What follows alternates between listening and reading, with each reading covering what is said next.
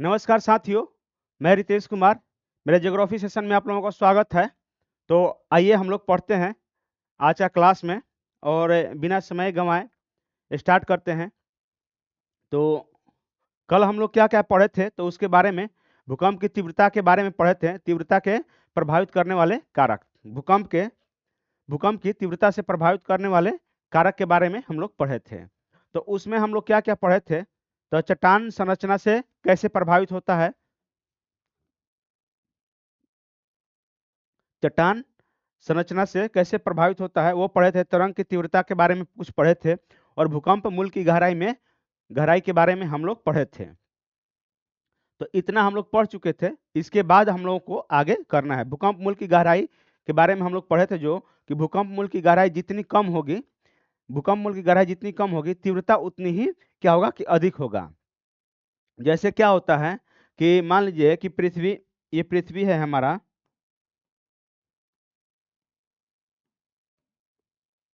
ये हमारी पृथ्वी है। तो भूकंप मूल मान लीजिए कि यहाँ पे ये भूकंप मूल है एक। भूकंप मूल एक ये रहा,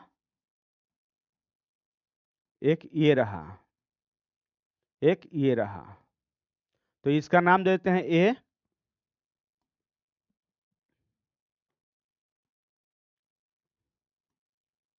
इसका नाम देते हैं ए, इसका नाम देते हैं बी और इसका नाम देते हैं सी। तो इसमें क्या होगा कि मान लीजिए कि जिसकी भूकंप मूल की गहराई जितनी अधिक होगी या जिसकी जितनी कम होगी उसकी तीव्रता क्या होगा? तो इसमें तीव्रता किसकी सबसे अधिक होगी? तीव्रता किसकी सबसे अधिक होगी? तीव्रता किसकी सबसे अधिक होगी? तो इसमें ए की सबसे तीव्रता अधिक होगी, अधिक होगी, अधिक है, अधिक होगी। इसकी इसकी सबसे कम होगी, इसकी सबसे सबसे कम होगी और इसकी बीच में होगा बी का। तो ये हमारे भूकंप मूल की गहराई के बारे में हम लोग ये चीज कुछ पढ़े थे। तो जिस जिस भूकंप की तीव्रता न गहराई सबसे कम होगी उसका तीव्रता सबसे अधिक होगा। जिस भूकंप मूल की गहराई सबसे अधिक होगी उसकी तीव्रता अधिक कम होगी, तीव्रता क्या होगा? कम होगा। तो ये हम लोग कल पढ़े थे। और क्या पढ़े थे कि अगर गहरे गहरे एवं मध्य भूकंप मूल वाले गहरे एवं मध्य भूकंप मूल वाले भूकंप की तुलना कम भूकंप वाले से कम भूकंप मूल की गहराई वाले स्रोत से अधिक हो जाती, मतलब कि विनाशकारी अधिक होती है। ये विनाशकारी अधिक होती है। तो कहने का मतलब ये है कि जिसकी तीव्रता अधिक होगी, जिसकी तीव्रता अधिक होगी उसका सबसे ज्यादा क्या होगा? विनाशकारी होगा, वो विनाशकारी ज्यादा होगा। तो मान लीजिए कि इसमें सबसे ज्यादा विनाशकारी कौन हो जाएगा? A B C. तो ए बी सी में इसकी इसकी भूकंप मूल कहाँ है? ये रहा। इसका ए का ए रहा है यहाँ पे है और बी का ये रहा और सी का ये रहा भूकंप मूल। तो भूकंप मूल में इसकी विनाशकारी सबसे सबसे ज्यादा किसकी होगी? तो जिसकी गहराई सबसे कम होगा, जिसकी गहराई सबसे कम होगी उसकी तीव्रता भी अधिक होगी और विनाशकारी भी अधिक होगा। ये विनाशकारी अधिक होगा, सर्वाधिक विनाशकारी सर्वाधिक होगा। क्या होगा? विनाशकारी सर्वाधिक होगा ये। तो ये चीज है हमारा, ये बताने का हमारा जो ट्रिक था कि ये भूकंप मूल के बारे में कि मान लीजिए कि कौन कौन सा भूकंप मूल जैसे जैसे गहराई में जाएगा भूकंप उसकी तीव्रता कम होगी और जैसे जैसे भूकंप की गहराई कम होगी उसकी तीव्रता अधिक होगी और वो सर्वाधिक विनाशकारी भी होगा, वो सर्वाधिक विनाशकारी भी होगा। तो ये चीज हमारा कल के बारे में हम पढ़ाए थे। तो आज आइए नेक्स्ट उसके बारे में हम पढ़ते हैं कि उसके बारे में कुछ आगे पढ़ते हैं। तो भूकंप की तीव्रता को प्रभावित करने वाले कारक जो हम लोग पढ़ रहे हैं तो इसमें क्या है कि तीन तीन तरह के कारक पढ़ा दिए थे और चौथा हम लोग कारक पढ़ना है पर्यावरण के बारे में। तो हम लोग चौथा क्या पढ़ेंगे? चौथा के बारे में क्या पढ़ेंगे? पर्यावरण के बारे में हम लोग कुछ पढ़ते हैं। पर्यावरण के बारे में, जहाँ पेड़ पौधे और एवं प्राकृतिक वनस्पतियां जो होती है, जहाँ प्राकृतिक वनस्पतियां अधिक होती है या जंगल होते हैं, अत्यधिक जंगल होते हैं, वहाँ क्या होता है कि भूकंप आने की खतरा कम होती है, भूकंप आने की संभावना कम होती है। तो या भूकंप की तीव्रता भी कम होती है, भूकंप की वहाँ पे तीव्रता भी कम होगी। जैसे क्या होगा कि यहाँ पे मान लीजिए कि एक हमारा ये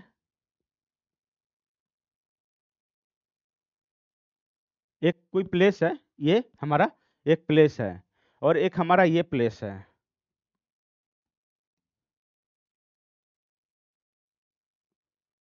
एक ये प्लेस है और एक हमारा ये प्लेस है, एक ये जगह है। तो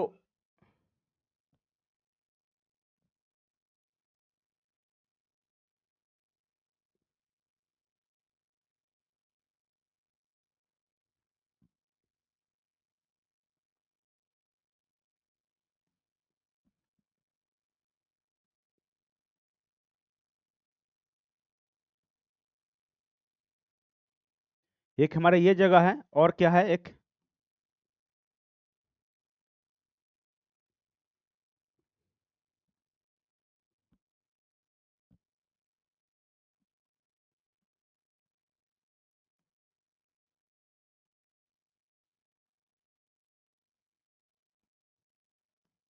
हमारा एक ये जगह है। तो मान लीजिए कि यहाँ पे क्या होगा कि यहाँ पे पेड़ पौधे ज्यादा हैं, यहाँ पे पेड़ पौधे ज्यादा हैं।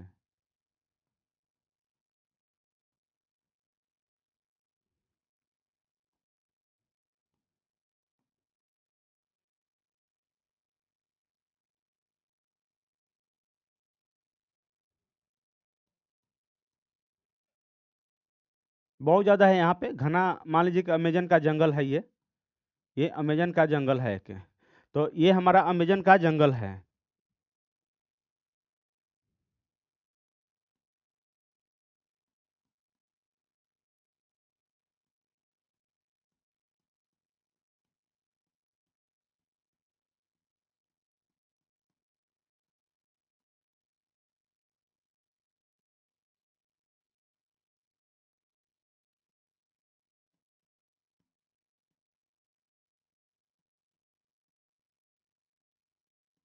ये हमारा अमेजन का एक जंगल है। मान लीजिए कि यहाँ पे पेड़ पौधे बहुत अधिक है, और यहाँ पे क्या है, यहाँ पे क्या है कि बहुत कम है, यहाँ पे बहुत कम है, दूर दूर है, बहुत दूर दूर है यहाँ पे।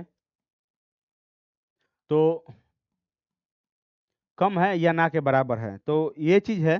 तो क्या होता है कि इस क्षेत्र में भूकंप आएगा भी तो उसकी तीव्रता कम होगी, इस क्षेत्र में भूकंप की तीव्रता कम होगी। यहाँ पे भूकंप की तीव्रता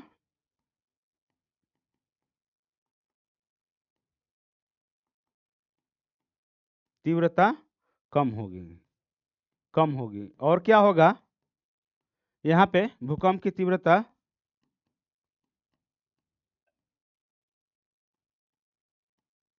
अधिक होगी, यहाँ पे अधिक होगी। यहाँ पे भूकंप की तीव्रता अधिक होगी, और यहाँ पे इस ये ए हो गया,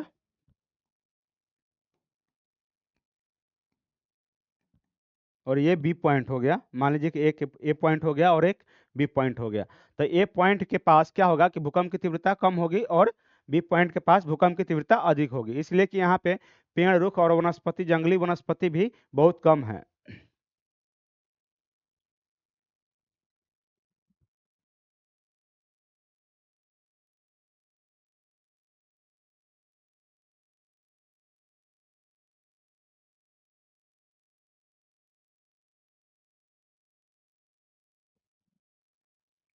क्या है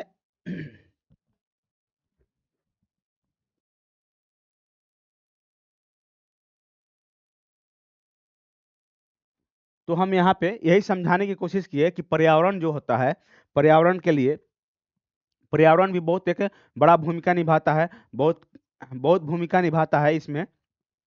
भूकंप के बचाव से। तो इस कारण क्या होता है कि हम लोग इसको इसको लिख लेते हैं, इसके बारे में थोड़ा सा।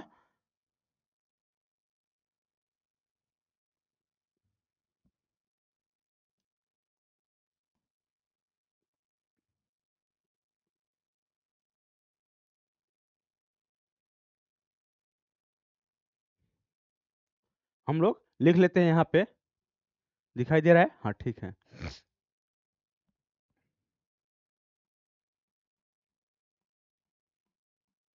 ये चौथा पॉइंट हो जाएगा आप लोगों को। तो जहाँ पेड़ पौधे एवं वनस्पति या वनस्पतियां, प्राकृतिक वनस्पतियां लिख सकते हैं, जहाँ जहाँ पेड़ पौधे प्राकृतिक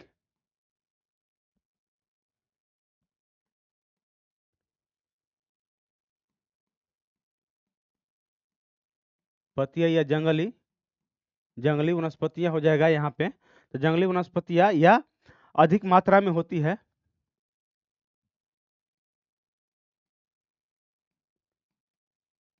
मात्रा में होती है होती है। तो क्या होता है कि वहां भूकंप की तीव्रता कम होती है, वहां या उस क्षेत्र में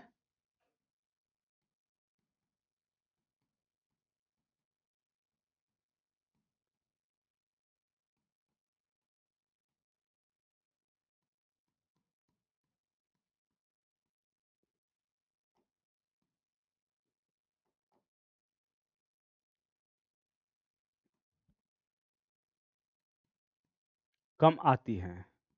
ये क्या होता है, वहां भूकंप की तीव्रता कम आती है, ये कम होती है। और क्या है, फलस्वरूप विनाश का खतरा भी कम होता है। तो क्या लिख सकते हैं यहाँ पे, फलस्वरूप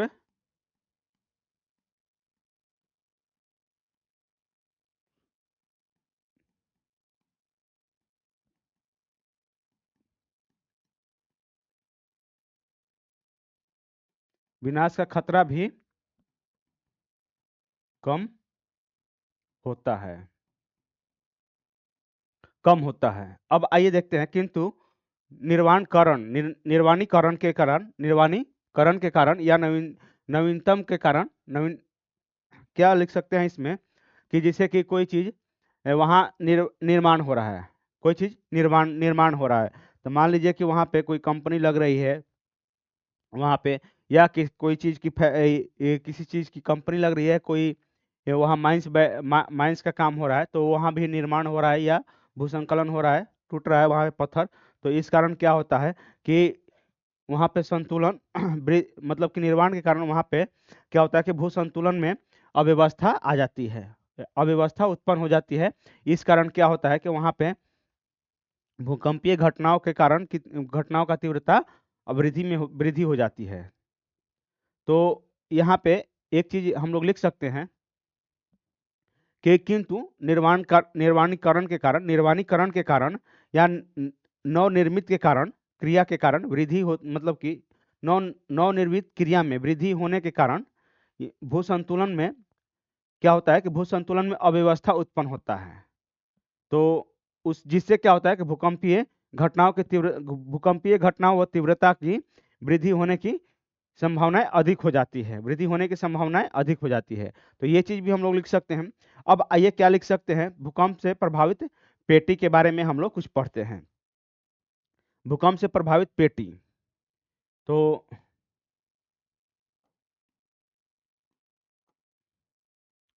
भूकंप प्रभावित पेटी,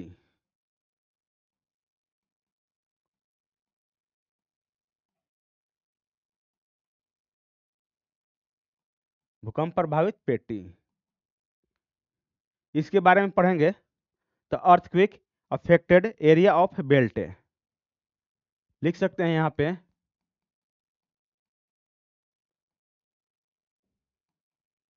अर्थक्वेक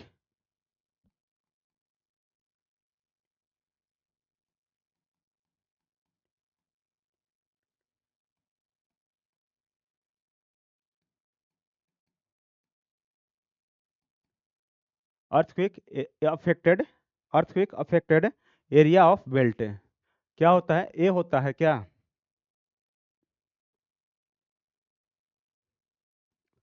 ए लिख देते हैं।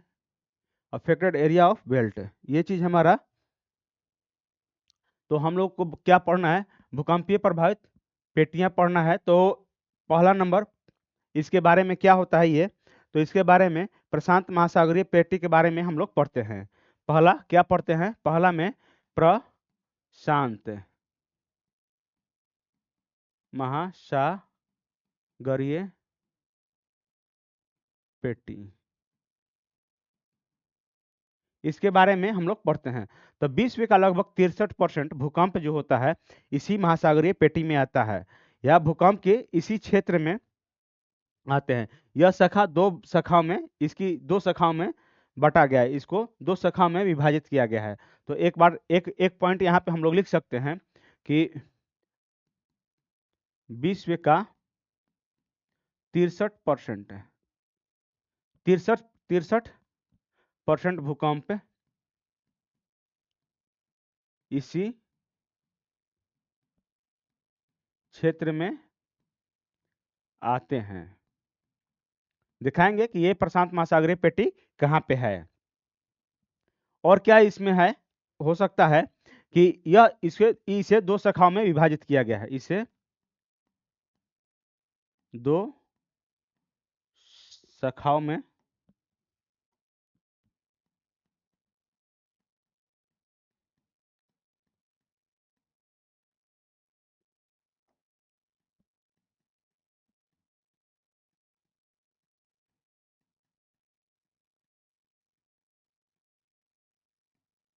इसे दो शाखाओं में विभाजित किया गया है। तो कौन कौन सी शाखा में विभाजित किया गया है इसके बारे में हम लोग थोड़ा सा देख लेते हैं। पहले देख ले हैं कि प्रशांत महासागरीय पेटी कहाँ पे है। तो आइए प्रशांत महासागरीय पेटी के बारे में थोड़ा सा हम लोग जान लेते हैं।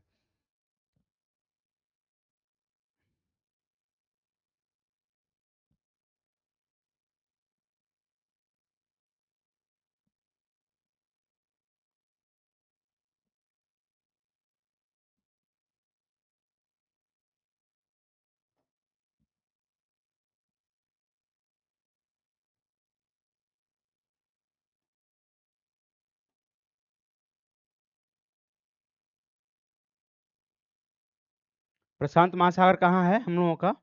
तो देखिए एक यहाँ यहाँ से आ जाएगा,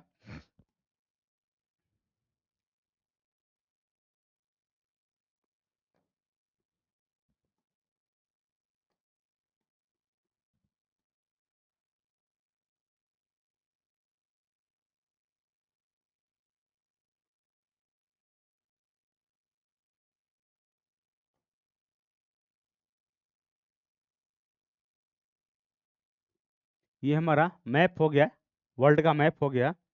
तो प्रशांत महासागर के बारे में हम लोगों को देखना है कि प्रशांत महासागरीय पेटी कहाँ पे है। तो देखिए ये हमारा प्रशांत महासागरीय पेटी हो गया। ये हमारा ये सब यहाँ तक, ये सब यहाँ से, ये सब प्रशांत महासागर पेटी में आ जाएगा ये सब।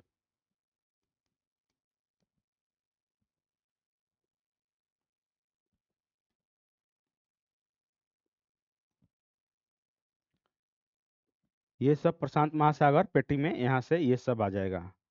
सोच लीजिए कि ये यहाँ तक ये सब प्रशांत महासागर पेटी में आ जाएगा। और क्या आ जाएगा?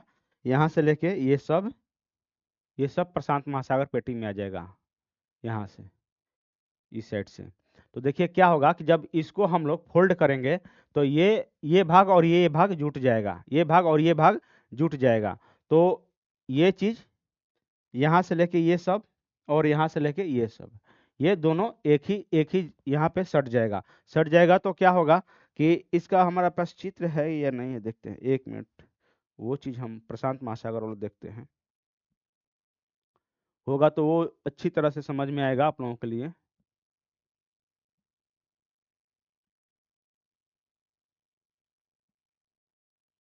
नहीं है तो एक डाउनलोड कर लेते हैं।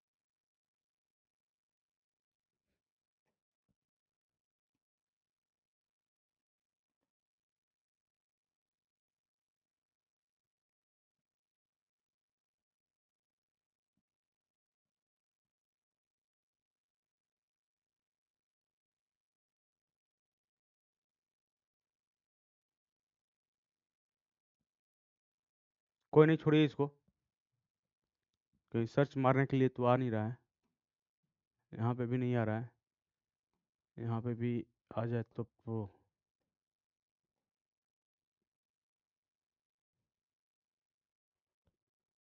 नहीं आ रहा है, तो इसको छोड़ देते हैं और देखते हैं इसमें होगा तो ठीक है, वरना इंटीरियर और ऑफ अर्थ।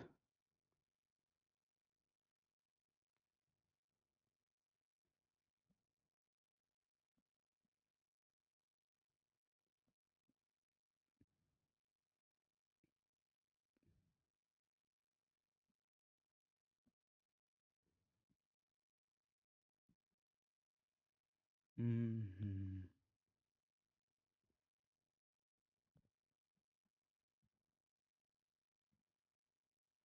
चलिए, नहीं है, कोई दिक्कत नहीं है, हम लोग देखते हैं आगे, इसी इसी से देख लेते हैं हम लोग। तो ये चीज और ये भी प्रशांत महासागर है और ये भी प्रशांत महासागर है, और इसको दो भागों में बांटा गया है, इसको भी दो भागों में बांटा गया है। ये साउथ पैसिफिक है, प्रशांत महासागर है, ये नॉर्थ प्रशांत महासागर है। 0 डिग्री से ये भी साउथ, ये नॉर्थ है और ये भी साउथ है। तो इसके दो भागों में हम लोग बांट के पढ़ेंगे। तो पहली शाखा क्या है इसमें, पहली शाखा में पहली शाखा में इसमें क्या क्या पढ़ेंगे हम लोग, तो देखिए आइए, पहली शाखा में जो इसे दो शाखाओं में विभाजित किया गया है, तो इसमें पहली शाखा कहाँ कहाँ से आ जाएगा, तो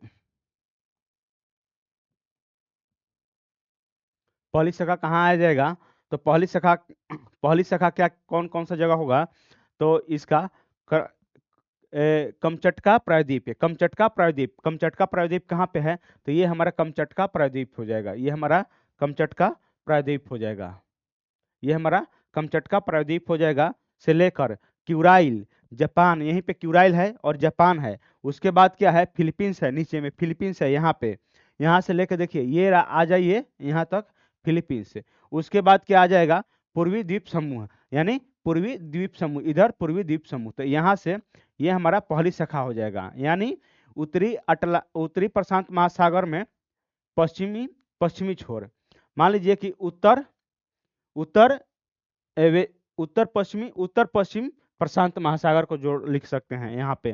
तो यहाँ पहली शाखा में क्या हो जाएगा, पहली शाखा में क्या होगा कि देखिए, पहली शाखा में क्या होगा, उत्तर उत्तर पश्चिम प्रशांत महासागर, उत्तर पश्चिम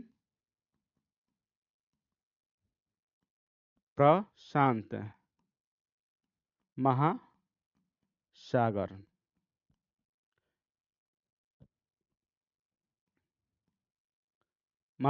उत्तर पश्चिम प्रशांत महासागर, जैसे कि क्या हो जाएगा, जैसे में जैसे कमचटका प्राय द्वीप, उसके बाद क्या हो गया, जापान, जापान, क्यूराइल, क्यूराइल, उसके बाद क्या हो जाएगा, फिलीपींस, फिलीपींस, उसके बाद क्या हो जाएगा, उसके बाद क्या हो जाएगा, पूर्वी पूर्वी द्वीप, द्वीप पूर्वी द्वीप, मतलब कि इतना हमारा क्या हो जाएगा कि पहली पहली शाखा में हमारा ये चीज आ जाएगा। और सेकंड, अब चलते हैं यहाँ तक ये फैला हुआ है, पहली शाखा कहाँ कहाँ फैला हुआ, कमचटका प्रायद्वीप, यानी यहाँ से लेकर ये सारा चीज ये हमारा पहली शाखा में फैला हुआ है। दूसरी शाखा में क्या फैला हुआ है, तो दूसरी शाखा में चिली, पेरू, मध्य अमेरिका, चिली, पेरू, मध्य अमेरिका से होती हुई अलास्का तक जाती है, यानी यहाँ देखिए, यहाँ पे क्या हो गया, ये चिली, पेरू, यहाँ से मध्य अमेरिका ये, और उसके बाद ये चीज यहाँ अलास्का तक ये हमारा चल जाता है, ये अलास्का तक हमारा ये चल जाता है, ये दूसरी शाखा हो जाएगा, ये दूसरी शाखा हो जाएगा। तो यहाँ पे हम लोग लिख सकते हैं, दूसरी शाखा में, दूसरी शाखा चिली, पेरू, मध्य अमेरिका मध्य अमेरिका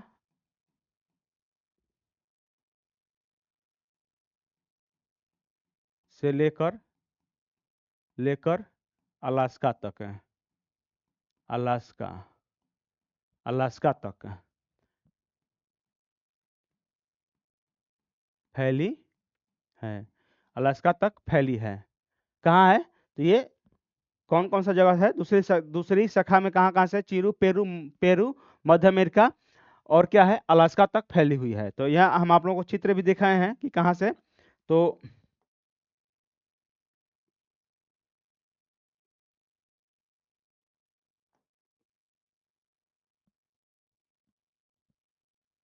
देखिए कमचटका प्रायद्वीप यहाँ पे है, ये हमारा कमचटका प्रायद्वीप हो जाएगा,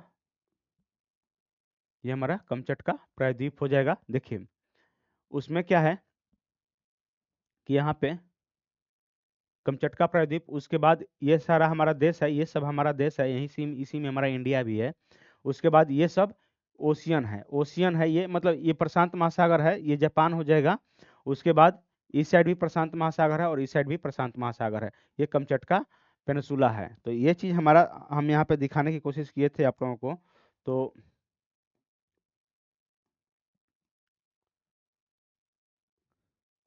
आइए इसके इसके बारे में थोड़ा सा हम लोग देखते हैं कि ये कहाँ पे है। तो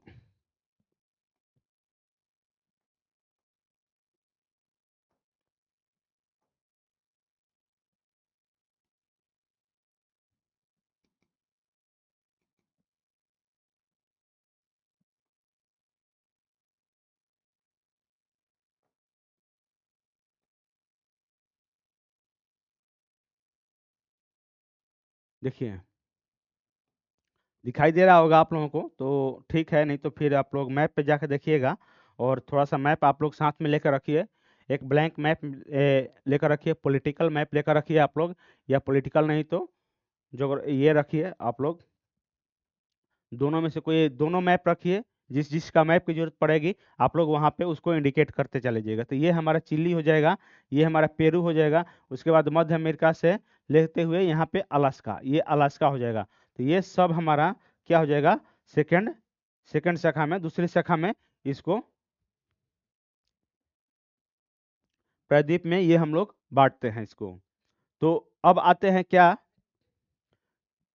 ये दूसरी शाखा की पेटी हो जाती है। तो मध्य प्रायद्वीप क्या होता है यहाँ पे?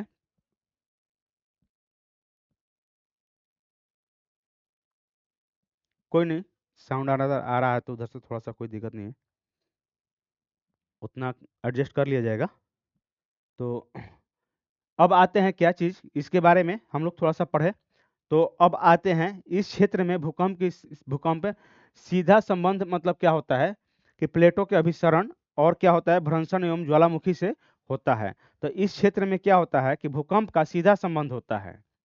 इस क्षेत्र में ये क्षेत्र हो गया और ये क्षेत्र हो गया, ये क्षेत्र हो गया और ये क्षेत्र हो गया, मतलब कि पहली शाखा हो गई और दूसरी शाखा हो गई। दोनों शाखा में क्या होता है कि भूकंप का सीधा संबंध होता है। कि यहाँ पे क्या होता है कि अधिकांश क्या होता है कि प्लेट प्लेट का भ्रंशन होगा या अभिसरण होगा या क्या होगा, यहाँ पे ज्वालामुखी सक्रिय होगी। तो सबसे ज्यादा ज्वालामुखी कहाँ होती है? तो प्रशांत महासागर में, इस क्षेत्र में ज्वालामुखी सबसे ज्यादा आती है। यहाँ पे ज्वालामुखी सबसे ज्यादा आती है प्रशांत महासागर में।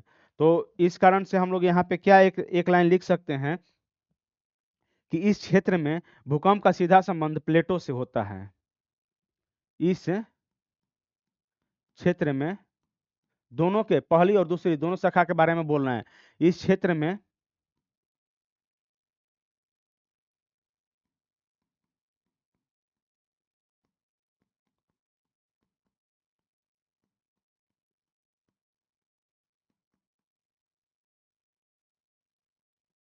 प्लेटों के अभिसरण अभिसरण क्या होता है? भ्रंशन,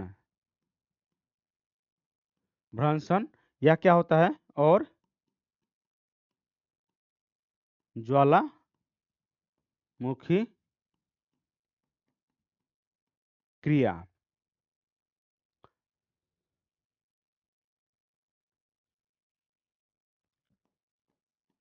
से होता है। इस क्षेत्र में जो भी भूकंप आएगा तो उसका किस क्या चीज का संबंध होगा, तो या तो इसका संबंध होगा अभिसरण से, या भ्रंशन से होगा, या क्या होगा, ज्वालामुखी क्रिया से होगा। यही 3-4 चीज से ये होता है। यहाँ जो ज्वालामुखी क्रिया से होगा। अब क्या यहाँ पे एक चीज और क्या लिख सकते हैं कि यहाँ पर गहरे, छिछले एवं मध्य तीनों प्रकार के भूकंप आते हैं। यहाँ पे क्या आते हैं, गहरे, छिछले और मध्य तीनों प्रकार के इस क्षेत्र में भूकंप आते हैं। कहाँ पे, तो प्रशांत महासागरीय पेटी में तीनों प्रकार के भूकंप आते हैं यहाँ पे। और क्या होता है कि अब आते हैं क्या, मध्य महाद्वीपीय पेटी। ये तो प्रशांत महाद्वीपीय पेटी होगी। अब आते हैं मध्य महाद्वीपीय पेटी के तरफ चलते हैं।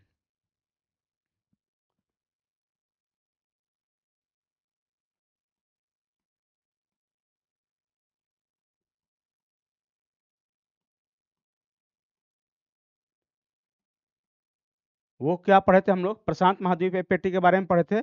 अब मध्य महाद्वीपीय पेटी के बारे में हम लोग थोड़ा सा पढ़ते हैं। तो इस क्षेत्र में क्या होता है कि विश्व का लगभग 21% भूकंप आता है। मतलब कि भूकंप आता है यहाँ पे, और क्या क्या कारण से आता है, तो प्लेटों का अभिसरण के कारण आता है। यहाँ पे ज्वालामुखी क्रिया द्वारा नहीं आता है। तो इस क्षेत्र में क्या होता है, इस क्षेत्र में भूकंप कितना होता है, इस क्षेत्र में विश्व का लगभग, ऐसे लिखते हैं, इस क्षेत्र में विश्व का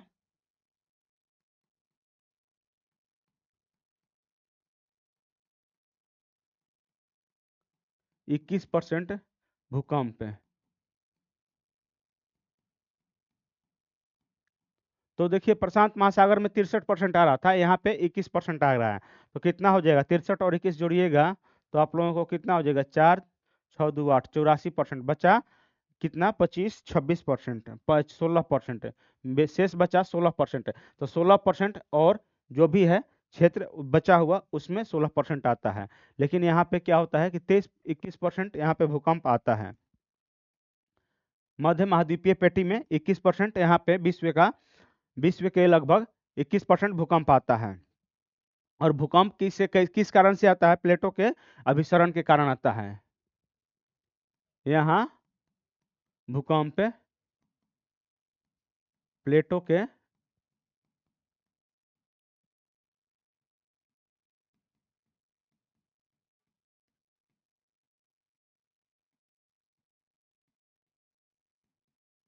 कारण आता है। यहाँ पे भूकंप प्लेटों के अभिसरण के कारण आता है।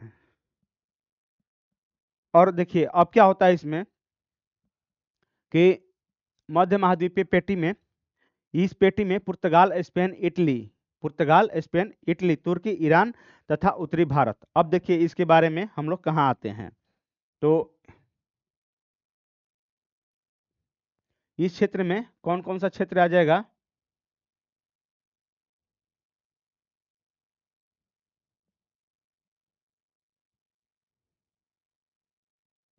इस क्षेत्र में कौन कौन सा आ जाएगा। तो आइए हम लोग देखते हैं इस क्षेत्र में। तो स्पेन, उसके बाद इटली, उसके बाद यहीं पे इटली हो जाएगा। इस क्षेत्र का जो भूमध्य महासागरीय पेटी जो होता है, तो भूमध्य महासागरीय पेटी यही तो हो जाता है, इसी क्षेत्र में तो आता है। इस क्षेत्र में आता है भूमध्य महासागरीय पेटी। इस क्षेत्र में क्या आता है, भूमध्य महासागरीय पेटी आता है। तो इसमें क्या होता है कि इस यही क्षेत्र जो होता है भूमध्य महासागरीय पेटी का मतलब कि कारण है, ये सॉरी, यहाँ पे भूकंप आता है। इस क्षेत्र में 21% ही भूकंप आता है। इस क्षेत्र में कितना आता है, 21% भूकंप आता है इस क्षेत्र में। तो यह मध्य महाद्वीपीय पेटी या भूमध्य महाद्वीपीय पेटी जो होता है, तो ये महासागर को यहाँ पे छोड़ देंगे, सागर को, तो सिर्फ यहाँ से इसको काट देते हैं, सागर को छोड़ देते हैं। महाद्वीप के बारे में हम लोग पढ़ रहे हैं, तो आप लोग यहाँ पे जो कुछ भी है, यहाँ पे इस क्षेत्र में जो आता है, इस क्षेत्र के जो भाग है, वहाँ पे भूमध्य सागर छोड़ दिया जाए तो उसके ऊपर का जो भी क्षेत्र है, उसके बाद यहाँ अफगानिस्तान, पाकिस्तान और इंडिया तक, ये सब चीज मध्य महासागरीय महाद्वीपीय पेटी में ये क्षेत्र आता है। तो इसमें क्या लिख सकते हैं कि स्पेन, तुर्की से लेकर यूनान, ईरान और उत्तरी भारत यहाँ पे उत्तरी भारत यहाँ से उत्तरी भारत बीच में से ऊपर कर लीजिए। उत्तरी भारत क्या होता है कि चीन एवं म्यांमार तक फैली हुई है। तो यहाँ पे ये चीन हो जाएगा, ये हमारा चीन हो जाएगा, और यहाँ पे ये म्यांमार हो जाएगा, ये म्यांमार हो जाएगा। तो ये म्यांमार तक फैली हुई है। तो इसको आप लोग लिख सकते हैं, हम लिख रहे हैं थोड़ी देर में। उसके बाद अभी हम समझा रहे हैं आप लोगों को कि कहाँ कहाँ है। भूकंप से प्रभावित क्षेत्र के बारे में देखते हैं। तो भारत का हिमालय एवं म्यांमार का पर्वतीय पहाड़ीय क्षेत्र हो जाता है। म्यांमार का पहाड़ीय क्षेत्र भी हो जाएगा, भारत का हिमालय क्षेत्र हो जाएगा यहाँ पे, और तथा यूरोप का अल्पास पर्वत भी हो जाएगा। यहाँ पे अल्पास पर्वत है, यहाँ पे रूस में। और क्या होता है इस क्षेत्र में, अल्पास इसी क्षेत्र में आता है। अल्पास पर्वत भी आ जाएगा इसमें। तो इस क्षेत्र को क्या बोलते हैं, महाद्वीपीय पेटी के क्षेत्र में ये सब चीज आ जाता है। और क्या होता है इसमें और उसके बाद आ जाते हैं मध्य अटलांटिक पेटी के बारे में। तो इसको थोड़ा सा लिख लेते हैं, इसके बारे में हम लोग थोड़ा सा लिख लेते हैं। तो आप लोग मैप के अनुसार समझ गए होंगे कि कहाँ पे हमारा ये चीज पड़ रहा है। तो हम लोग क्या इसके बारे में लिख सकते हैं, इसके बारे में हम लोग क्या लिख सकते हैं। तो इस क्षेत्र में भूकंप कितना आता है, विश्व का 21% आता है। यह पेटी कहाँ से फैली हुई है, तो यह पेटी स्पेन, पुर्तगाल, उसके बाद अफगानिस्तान, इटली भी ले लीजिए, इटली, तुर्की, ईरान, उत्तरी भारत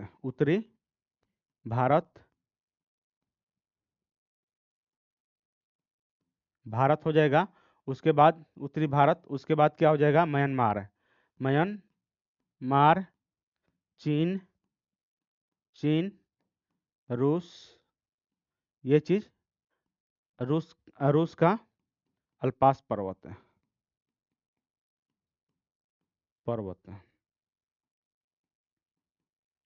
पर्वत तक ये हमारा इस क्षेत्र में आ जाएगा। इस पेटी में कौन सा आ जाएगा, मध्य महाद्वीपीय पेटी में। तो ये सारा क्षेत्र आ जाएगा। और बहुत सारे कंट्री है, यही मतलब कि यही कंट्री नहीं है, ईटीसी, मतलब कि यहाँ पे जो बीच में जो भी मध्य महाद्वीप में पड़ेगा, जितना भी कंट्री, वो सारे कंट्री इस क्षेत्र में आ जाएंगे। तो ये चीज हम लोग लिख लिए। अब आगे चलते हैं क्या, मध्य अटलांटिक पेटी के बारे में। मध्य अटलांटिक पेटी के बारे में चलते हैं। मध्य अटलांटिक,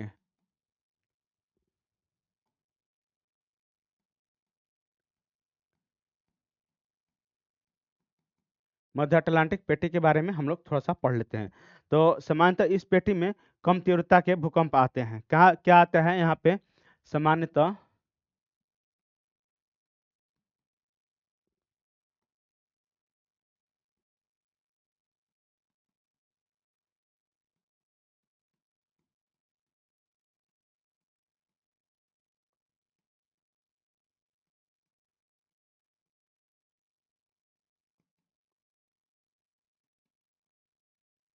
तो मध्य अटलांटिक पेटी कौन कौन सा हो जाएगा, तो ये अन्य इसमें क्या हो जाएगा कि इस क्षेत्र में अटलांटिक पेटी कौन सा हो जाएगा। तो आइए मैप के अनुसार देखते हैं।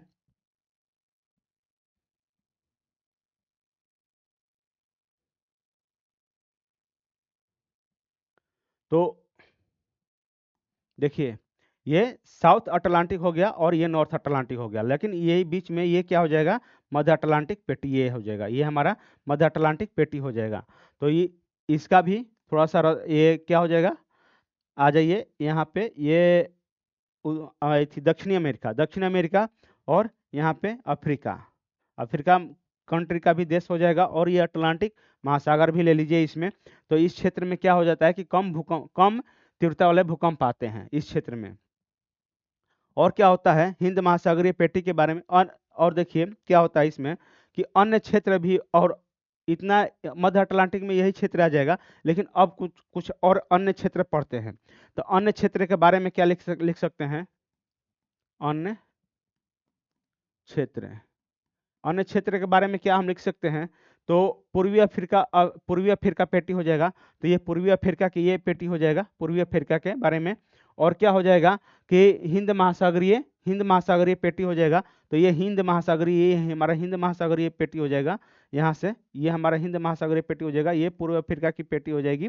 तो ये दोनों में न के बराबर भूकंप आते हैं, ये इस क्षेत्र में न के बराबर हमारा भूकंप आता है। अब क्या होता है, भूकंप के प्रभाव देखते हैं। ये भूकंप के थोड़ा सा प्रभाव के बारे में हम लोग थोड़ा सा देख लेते हैं।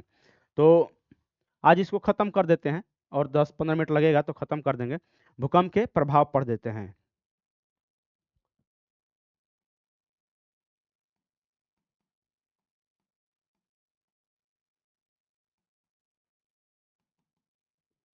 भूकंप के प्रभाव के बारे में थोड़ा सा पढ़ लेते हैं। Effects of earthquake. तो भूकंप क्या होता है कि भूकंप के उसके विनाशकारी मतलब क्या होता है कि भूकंप के उसके विनाशकारी प्रभाव के कारण मानव के लिए क्या होता है कि एक अभिशाप माना जाता है। भूकंप को उसके विनाशकारी प्रभाव के कारण क्या होता है कि कारण मानव के लिए क्या होता है कि वो मानव के लिए एक अभिशाप बन जाता है, अभी या उसको मतलब कि गलत माना जाता है मानव के लिए। तो मानव के लिए क्या, और हर चीज हर जीव के लिए माना जाता है कि वो विनाशकारी ही होगा। ये जंगल के लिए भी हो, जंगल में जो भी जीव जंतु हो, तो भूकंप आएगा तो उन लोगों को भी दिक्कत होगा। तो मानव के लिए तो सबसे ज्यादा दिक्कत होगा कि उन लोगों को मकान बनाना पड़ता है। तो घर या मकान टूट सकता है। तो इस कारण क्या होता है कि उन लोगों के लिए ज्यादा थोड़ा सा प्रभाव करेगा ये। तो भूकंप के प्रभाव ज़्यादा हो जाएगा मानव पे। लेकिन भूकंप के कुछ लाभकारी प्रभाव भी हैं। तो आइए हम लोग थोड़ा सा देखते हैं कि भूकंप को उसके क्या होता है कि विनाशकारी प्रभाव के कारण हम लोग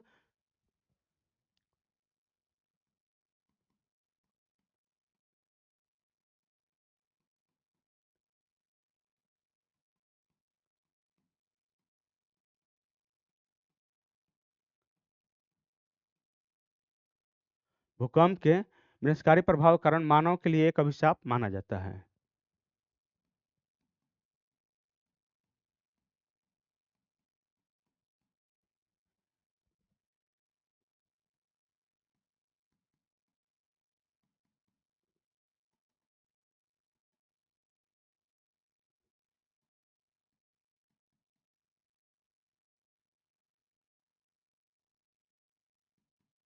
अभिशाप माना जाता है।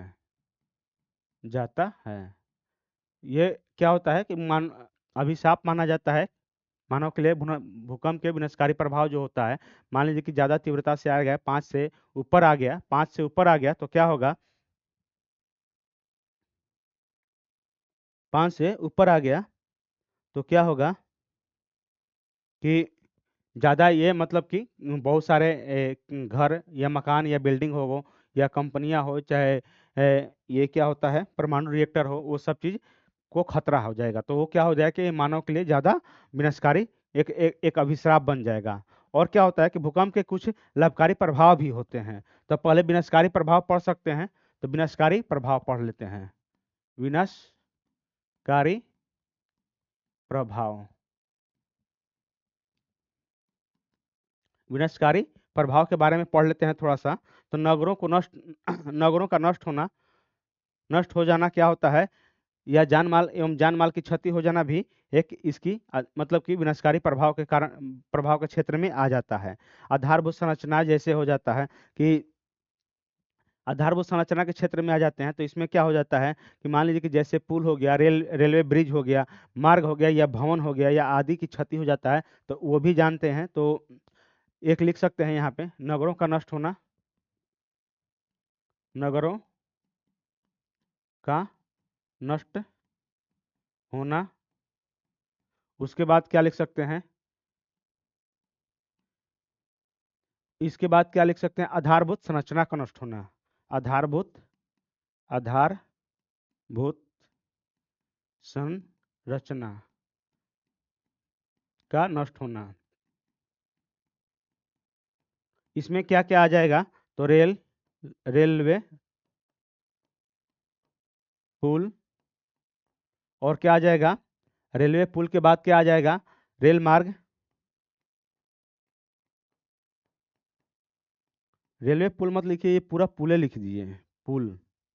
पुल तो होता तो किसी कोई भी पुल होगा। रेल मार्ग हो जाएगा, सड़क हो जाएगा, सड़क। मान लीजिए कि भूकंप आया, सड़क फट गया बीचों बीच, तो वो भी ये क्या हो जाएगा कि भूकंप का विनाशकारी प्रभाव ही हो जाएगा। भवन हो जाएगा, भवन हो जाएगा। उसके बाद क्या हो जाएगा, परमाणु रिएक्टर हो जाएगा, परमाणु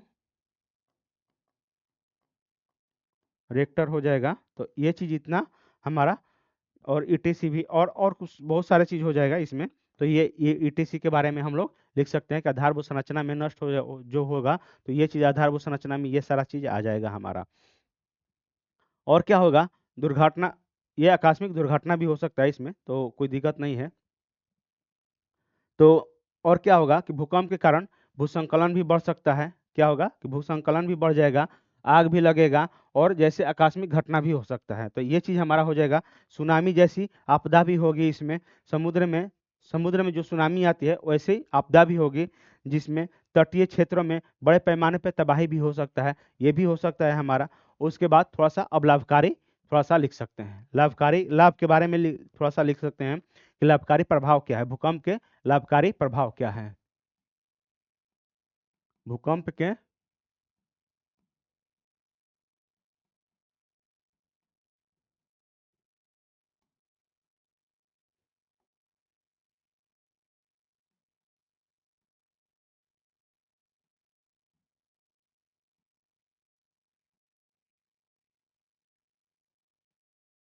भूकंप के लाभकारी प्रभाव के बारे में हम लोग थोड़ा सा देख लेते हैं।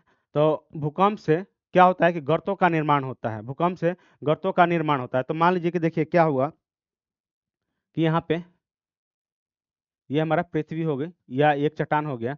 तो क्या हुआ कि यहाँ पे भूकंप आया, यहाँ पे इस क्षेत्र में भूकंप आया, इस क्षेत्र में भूकंप आया। तो क्या हुआ कि यहाँ पे भूकंप आने के कारण क्या होगा कि यहाँ पे धरती, पृथ्वी का ये धसाव हो गया। धसाव होने के कारण क्या होगा कि कुछ दिन बाद इसमें जल जम जाएगा, यानी क्या होगा, यहाँ पे जल जम जाएगा। तो जल जमने के कारण क्या होता है कि झीलों का निर्माण होगा, ये झीलों का निर्माण हो जाएगा। यहाँ पे भूकंप आया, भूकंप के कारण यहाँ पे झील का निर्माण हुआ, झील का निर्माण हुआ, निर्माण, झील का निर्माण हुआ। तो आप लिख सकते हैं यहाँ पे भूकंप से गर्तों का निर्माण होता है, जिससे क्या होता है कि पानी एकत्र होने के बाद उसमें झील का निर्माण हो जाता है। मान लीजिए क्या हुआ कि यहाँ भूकंप आएगा तो ये यहाँ की धरती नीचे घसक गई, नीचे धंस गई, यहाँ की धरती नीचे धंस गई। तो नीचे धंस गई तो क्या होगा कि वहाँ गर्त बनेगा, और कुछ दिन बाद क्या होगा कि यहाँ पे पानी इकट्ठा होगा और झील का निर्माण हो जाएगा। तो ये हमारा एक पॉजिटिव वे में भूकंप का लाभकारी प्रभाव हो सकता है। और क्या हो सकता है कि भूकंप आने से पृथ्वी के आंतरिक आंतरिक भाग से मूल्यवान पदार्थ भी धरातल पर आ जाते हैं। तो जैसे कि क्या होता है कि जब भूकंप आएगा तो हो सकता है कि वहाँ पे क्या होगा कि मैग्मा निकलेगा, यहाँ से मैग्मा निकलेगा। तो ये मैग्मा है, तो यहाँ से मैग्मा निकलेगा। तो मैग्मा निकलने के बाद क्या होता है कि बहुत सारे यहाँ पे ए, बहुत सारे कुछ पदार्थ हैं यहाँ पे इकट्ठा हो जाएंगे। धरती के अंदर जो भी मूल्यवान पदार्थ है, जैसे कि हीरा हो गया, सोना हो गया, या और कुछ हो गया, तो ऐसे ऐसे चीज बहुत सारे, ये कोयला हो गया, ये सब चीज मूल्यवान पदार्थ है, तो ये चीज बाहर निकलते हैं। तो ये हमारा मूल्यवान पदार्थ है, मूल्यवान। बस 5 5 मिनट, बस खत्म होने वाला है हमारा टॉपिक।